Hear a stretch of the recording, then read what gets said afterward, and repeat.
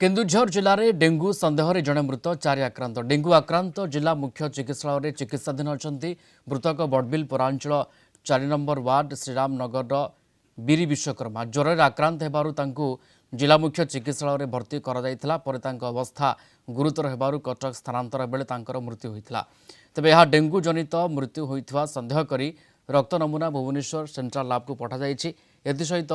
जिलार विभिन्न अंचल डेंगू सन्देह डेंगू वार्ड में भर्ती होता बेले एथिरू 4 जनक डेंगू चिन्हट होता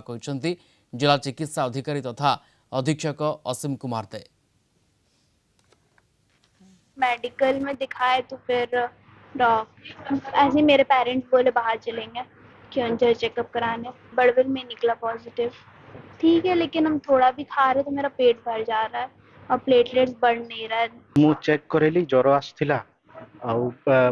बॉडी पेन होता तो पॉजिटिव बाहरला टेस्ट करेली काली मु एठी एडमिट हेची काली 10टा बड़े पॉजिटिव बाहरला मु 12टा गोटे रे एठी एडमिट करली। ये मरीचंती तांको ना होची भीरू विश्वकर्मा जे कि बड़बिल रु गतकाली